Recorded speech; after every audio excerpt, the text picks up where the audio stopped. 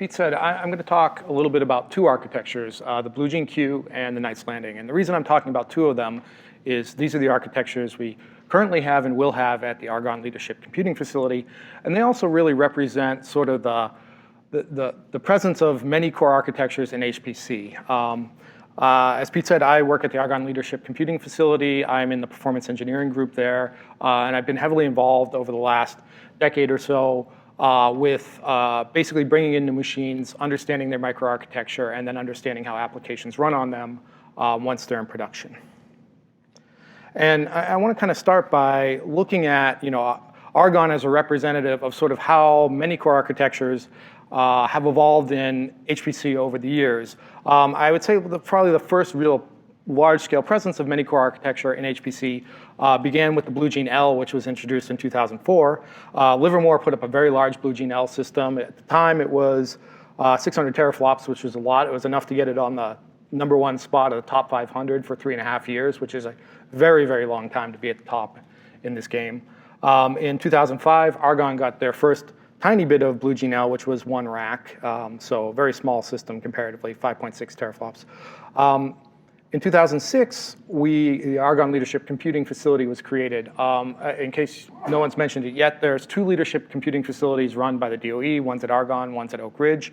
And we've been sort of asked to follow different architectural tracks. And so this is, in recent years, that means Argonne's gone with the many core architecture and Oak Ridge has gone with the GPU architecture. And I think, looking at the machines that we're looking at buying, the ones that Oak Ridge is looking at getting, the other NNSA, DOE nuclear labs are looking at getting, I think what you're going to see is over the next at least 5 years or so, there's really going to be two dominant architectures, and one of them will be many core, basically KNL, and the other one will be some flavor of NVIDIA GPU machine.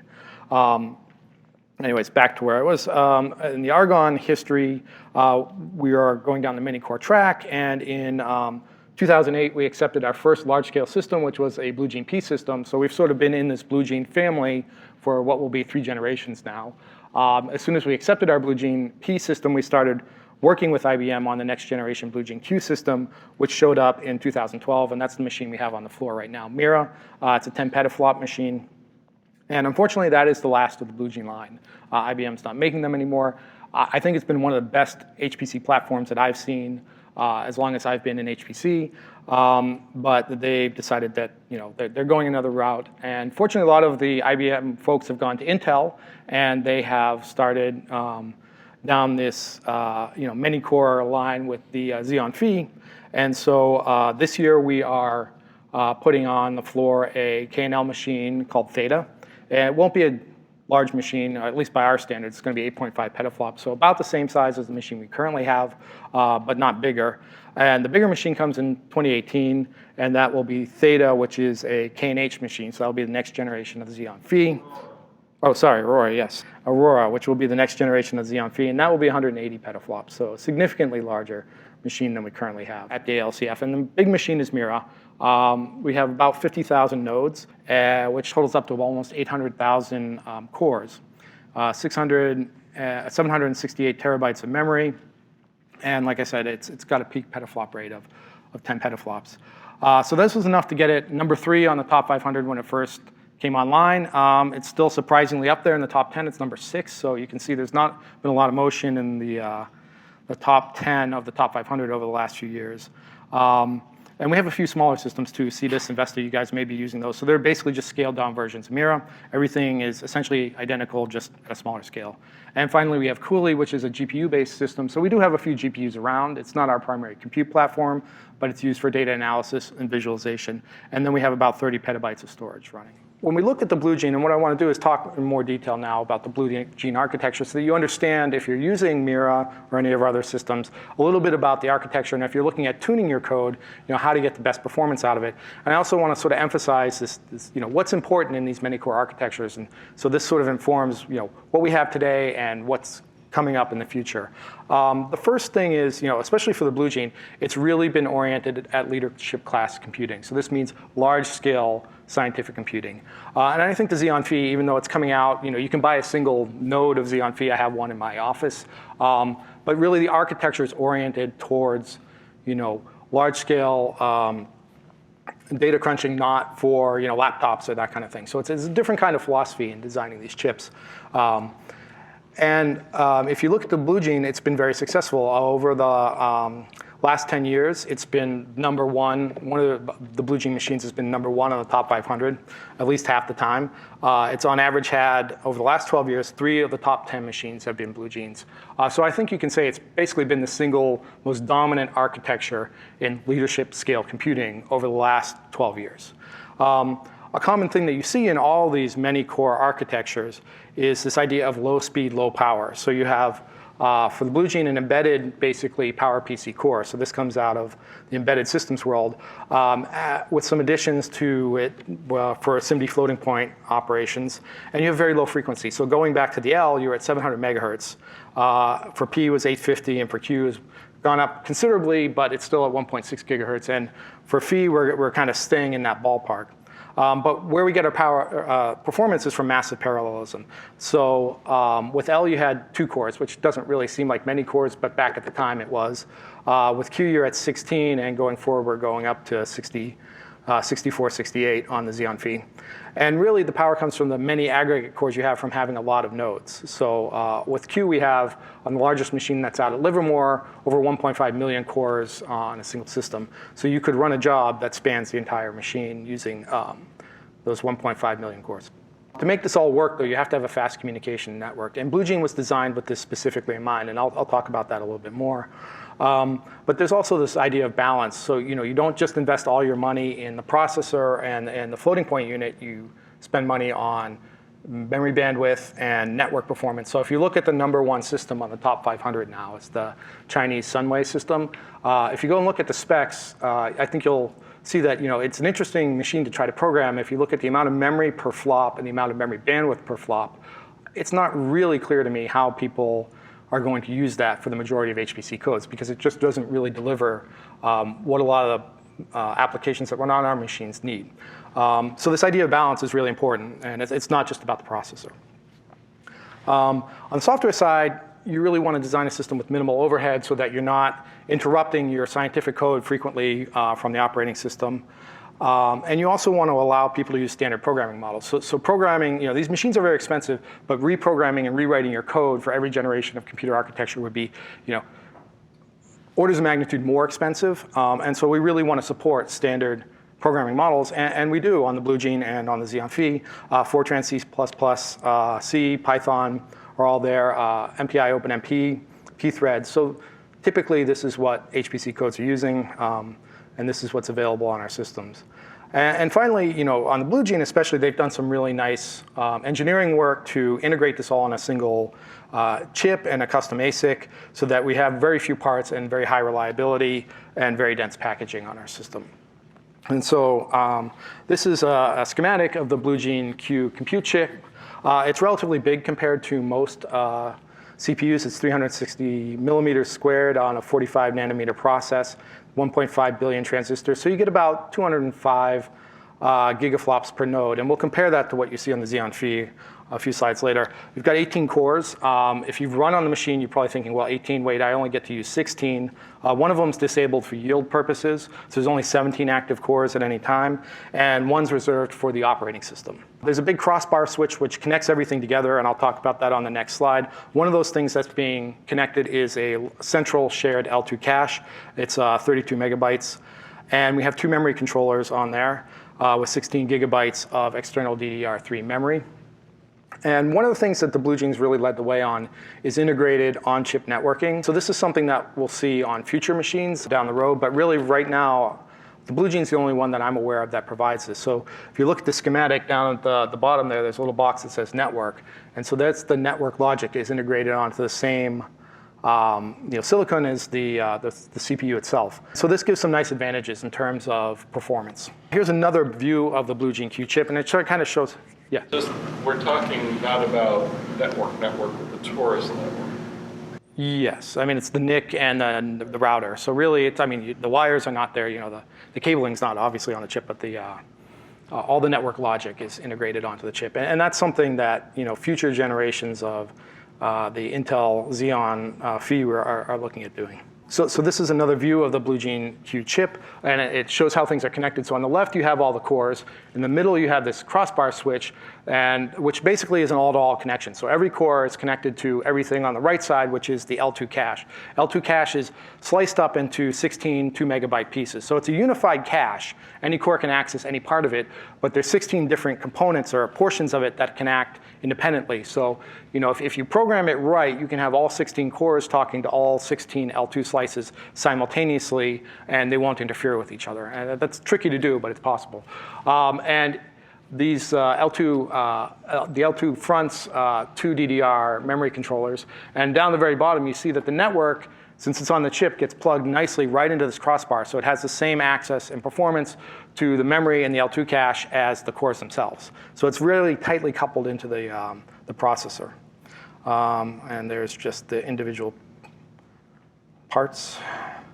OK, so if we dive in and take a look at the core itself, what we see is it's basically a PowerPC instruction set.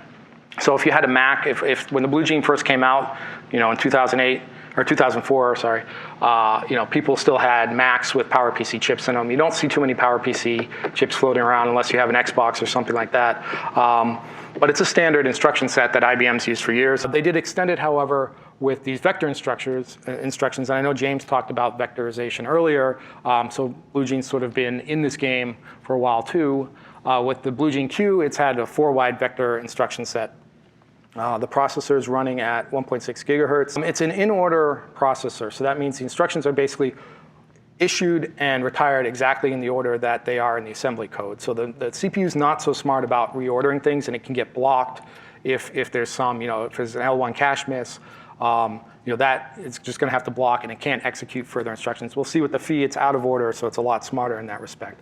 One of the things that BlueGene Q did to work around that, or to sort of mitigate the impact of that, is to have 4-wide simultaneous multi-threading. So these are hardware threads, or hyperthreads in Intel's lingo. And so that basically lets you oversubscribe a core with either 4 threads or 4 MPI ranks.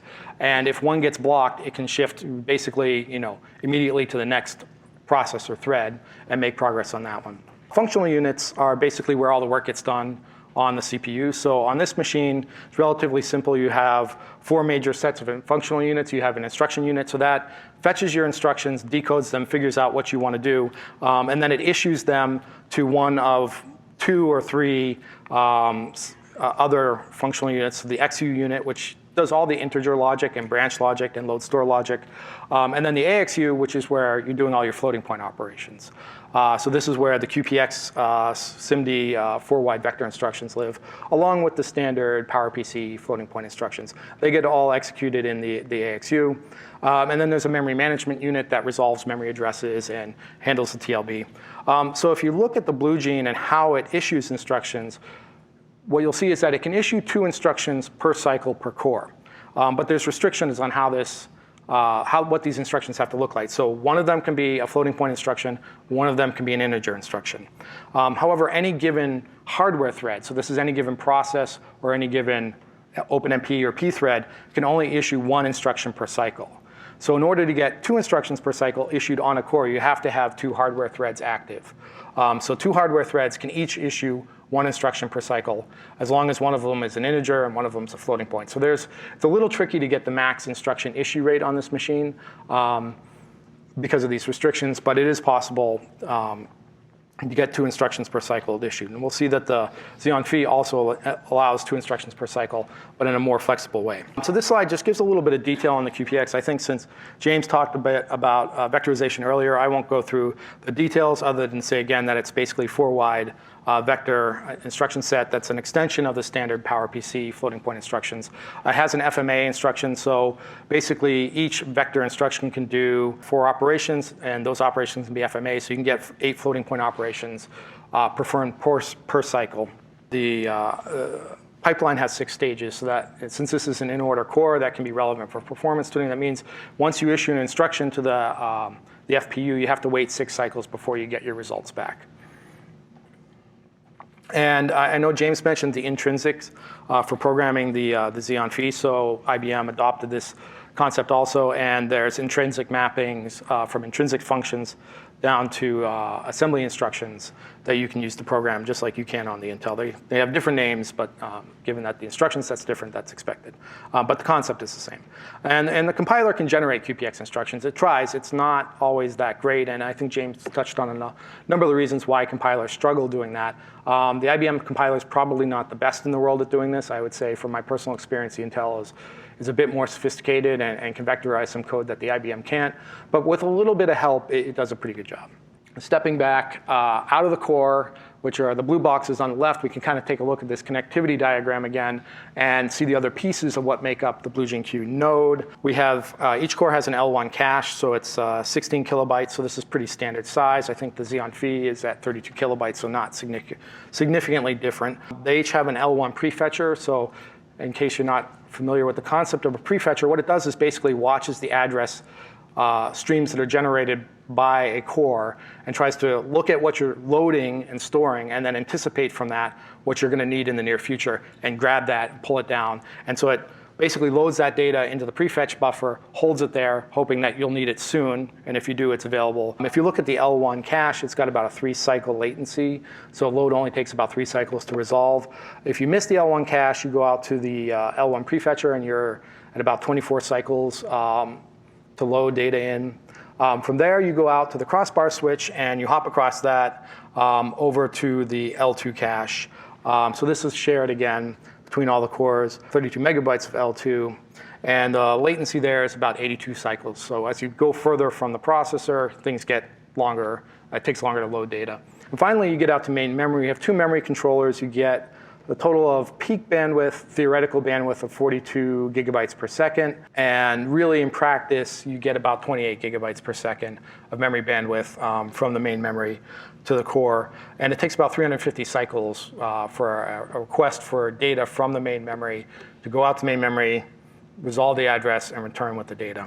The other thing that makes the BlueGene unique is the network. IBM's put a lot of money and time, and I think this is really one of the better network implementations on an HPC platform these days. It's a 5D torus geometry. 5D toruses are a little hard to visualize. This diagram is kind of attempting to do that, but not particularly well. What a 5D torus is if you think about a 3D torus is relatively, I think, easy to visualize. If you think about an apartment building, you might be in an apartment. In the middle of it, you have neighbors upstairs, downstairs, to the left, right, forward, and back of you. Okay, so that if you want to communicate with them, you pass a message through those neighboring units, and then they might have to pass this message along the chain of units in the building to reach any particular unit. So that's what happens on a 3D torus if you're passing messages. And if you get to the end, you kind of wrap around and come back. You go out one window on one side of the building, and messages come back in on the other side.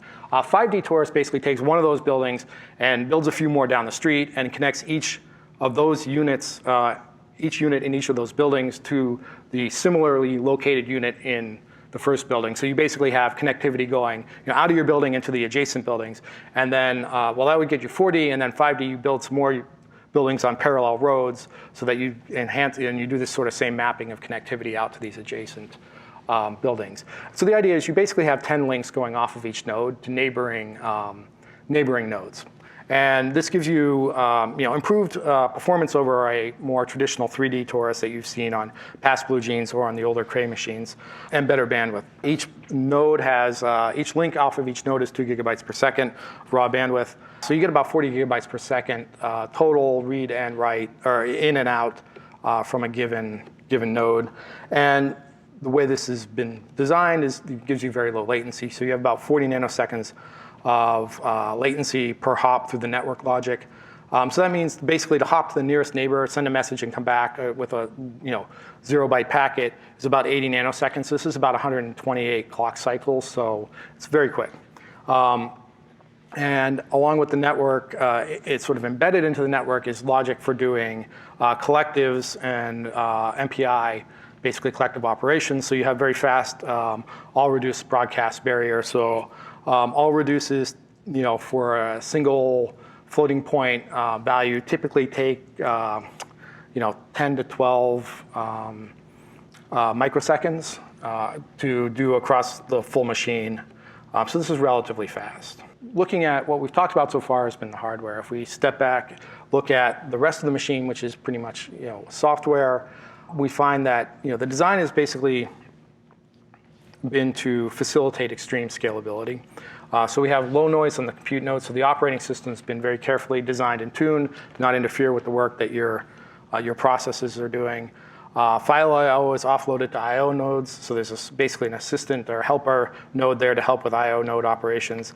And there's been some limitations in terms of what you can do. So the regular glibc environment has a few restrictions, so you can't fork processes, things like that, which for a few codes causes problems, but in general, it lets the system on an overall sense operate more efficiently. So like I mentioned before, the system has the familiar programming models that you expect to see on any HPC environment, MPI and OpenMP. So this machine, the MPI is based on MPH2, providing MPI 2.2 functionality. This is built on top of IBM's proprietary networking layer called PAMI. So you may see references to that if you're looking at BlueGene, which sits on top of a lower layer called SPI. But these are basically driver layers that support MPI. One of the nice things about PAMI is it allows other networking layers such as Global Arrays, AR, MCI, Berkeley UPC to be built on top of that and perform efficiently. All of the software is as standardized as possible, so the Excel compiler support very standard C, C++, Fortran implementations. We have debuggers such as TotalView, tools, HPC Toolkit for performance, POW, PAPI, Valgrind. And a lot of the software is, there's unique features on the BlueGene, like Quad FPU. So, the IBM software has been designed to take advantage of this. So looking at now what's coming up in the future, our first machine of the new set is Theta. It's arriving in 2016. It's actually on the floor and powering up right now. It is second generation's night landing. It will have a little over 3,000 compute nodes. So this is far fewer compute nodes than we have on Mira. Only about 200,000 cores and 660 terabytes of memory. So peak performance is going to be around 8.5 petaflops. So a little less than what we have on Mira. It's got a Cray Aries interconnect with a Dragonfly topology and 10 petabytes of Lustre file system. Following Theta will be Aurora, and Aurora is really where we step up and scale. So Aurora won't be arriving for a couple of years now, so we expect it to show up on the floor in 2018, and we'll be moving on to the next generation of Xeon Phi, Knights Hill. And that one will have a scale that's, in terms of number of nodes, very similar to what we have on our current BlueGene Q system. So we'll be at about 50,000 compute nodes. The memory will go up to 7 petabytes, and aggregate we should have about 180 petaflops of peak performance. Where this machine will have a different networking technology. This is coming from Intel. It's Intel's OmniPath, and this is where they start to integrate the networking technology onto the silicon, onto the processor, as similar to what the BlueGene Q system has been doing. It will also, though, however, have a Dragonfly topology similar to what we have on Theta. So if you look at the Knights Landing processor, I won't go through this in depth because I know James talked about a lot of this earlier. But in comparison to the BlueGene Q, what you see is it's bigger, actually. I mean, BlueGene Q is already a big processor die. This is even bigger. It's 683 versus 360. It's on a smaller process, going from 45 nanometers to 14. And we go up from 1.5 billion transistors to 8 billion transistors. So we got a lot more transistors on this processor due to both the larger size and the smaller process that it's being done on. So that gives them up to 72 cores. I don't know that Intel currently produces any 72-core chips. I think they're all either 64 or 68. These cores are organized into tiles with 2 cores per tile. And each processor is then capable of peak performance of 2.4 teraflops. So this is about a 12x performance in peak floating point performance over the BlueGene Q. The individual cores are connected via a mesh network. So unfortunately, crossbars are very nice, very performant, but they don't scale. And as a result, once you start getting up to this number of cores, they have to look at different interconnect topologies on the mesh or on the processor. And so they've gone to this 2D mesh topology. One of the things that is changing significantly between the BlueGene Q and the Xeon Phi is the memory architecture. So The Xeon Phi is introducing this on-package memory, so we'll have 16 gigabytes of MCD RAM in 8 stacks, packaged and sitting on the same processor die as the processor itself, and that gives you 450 gigabytes per second of bandwidth, so a significant increase from the 28 gigabytes per second that we have on BlueJean. However, you're limited to 16 gigabytes. That's all you're ever going to get on the Xeon Phi of this nice, fast on-package memory. If you want more memory, which I think a lot of applications will, they're going to have to use the off-package memory, which is DDR4. So you can have up to 384 gigabytes of DDR4 that's connected in the standard way through 2 memory controllers, and that'll get you about 90 gigabytes per second of bandwidth. So you have about 1/5 the bandwidth going off package. And so I think as for applications running on these systems, this is an interesting new element to programming on these systems, is this memory hierarchy with fast and small fast memory and large slow memory. The Xeon Phi actually does provide some on-socket networking. However, it's connected with PCIe, so it's really just a NIC sort of co-packaged with the processor, but not connected in like the BlueJean does. If you look at the individual tiles, you'll see that a tile consists of 2 cores with a shared L2 cache. So this machine doesn't have a common shared last level cache, unlike the BlueJean Q. It has these shared L2s per tile. And the cores are based on the Intel Silvermont architecture. So this comes out of their low power Atom line. It has basically twice the number of functional units that you have on a BlueJean. So you have 2 integer units, 2 memory units, and 2 vector processing units. However, it's still limited to issuing 2 instructions per cycle. There's some interesting elements to this in the sense that since you have 6 functional units, you can actually execute 6 instructions simultaneously, but you're limited ultimately with the decode rate of 2 instructions per cycle. And as I mentioned before, this is an out-of-order chip, so this is a improvement over what we had on the BlueJean in the sense that the processor is smarter about juggling the operations and trying to get you the maximum instruction throughput. It still supports the 4 hardware threads that we saw on the BlueJean, and so this gives you an opportunity to sort of try to mask some of the latency if you do have stalls due to instruction execution. The memory hierarchy, as I mentioned, is really probably the biggest thing that's changing on these machines, I think, from a programming point of view. We have the in-package memory with the 16 gigabytes, and the off-package memory that could be, on Theta, it's going to be 192, but it could be up to 384. So programming this is something that I think a lot of applications are going to think about how they want to use it. There will be one address space, so you don't have to move data necessarily explicitly between the 2. You can lay your data out across the 2 if you want. But this is really an application-specific decision people will have to look at. If they fit into the 16 gigabytes of on-package memory, they don't really have to worry about changing anything. They just have to make sure that their allocations go into that. And you can control that from the command line or the job launch to specify where you want your default allocations to go. But if you don't fit into that, you're going to have to make some decisions about where you want to place your memory. There's a nice default option, which is you can just not worry about that at all and use the in-package memory as a cache. So the top picture there shows the fully cached mode, where basically in-package memory just acts as a cache to your DDR, and it tries to enable you to get the performance of the in-package memory without having to change your code. If you want to change your code, you can go to direct map mode, where you explicitly allocate data into both the IPM and to the DDR.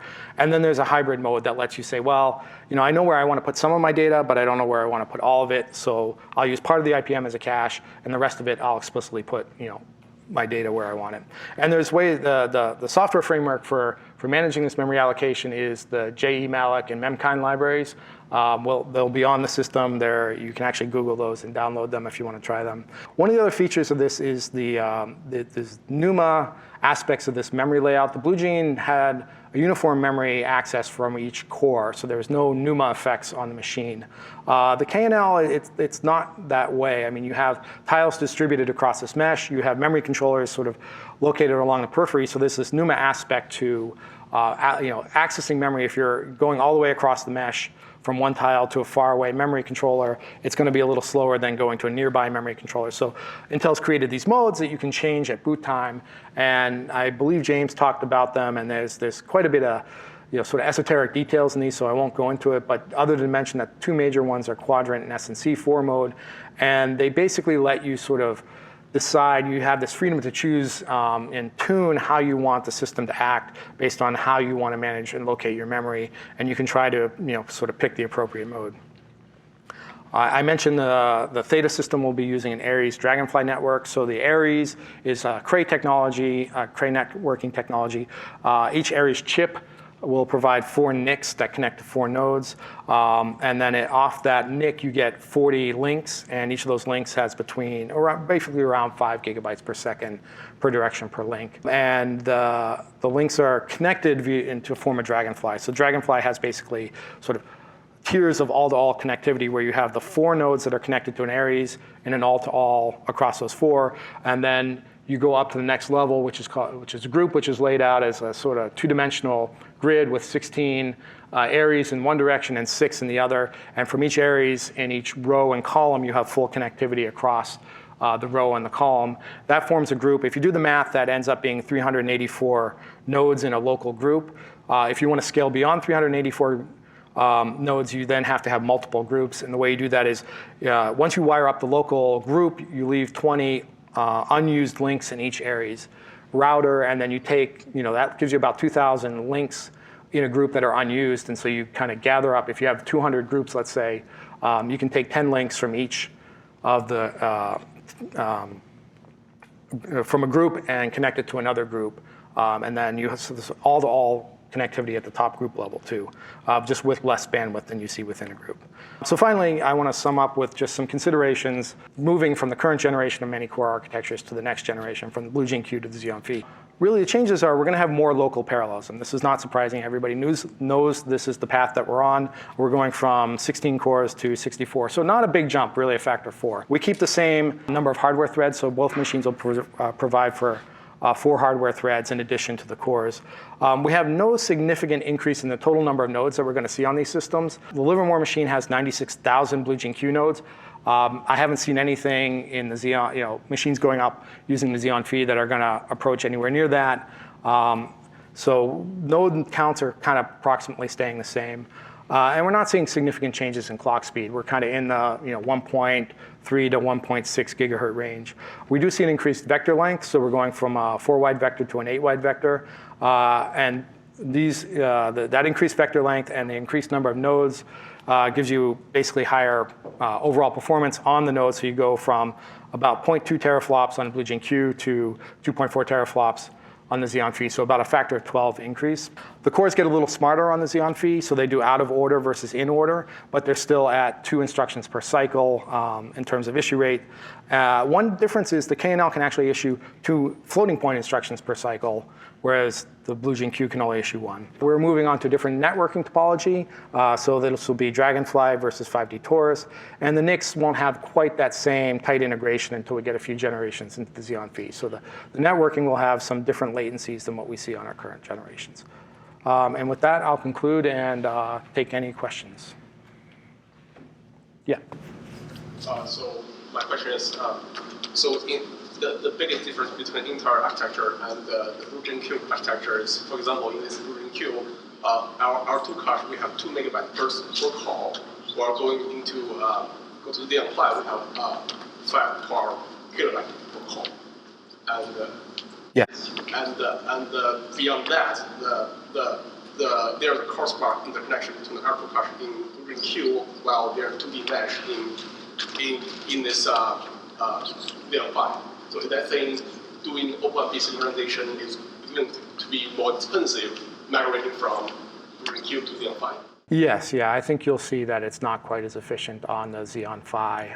So I think we see about 5,000 cycles for a barrier operation across the whole Xeon Phi chip. And I can't remember offhand what the BlueGene is, but it's considerably less than that, I believe.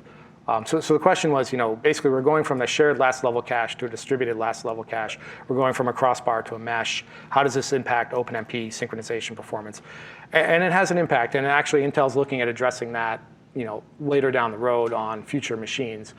So, your OpenMP, you may want to think about the granularity at which you, parallelize your code with OpenMP. It may not, perform quite as well on the Xeon Phi for very, very fine-grained parallel OpenMP regions as it does on the BlueGene Q.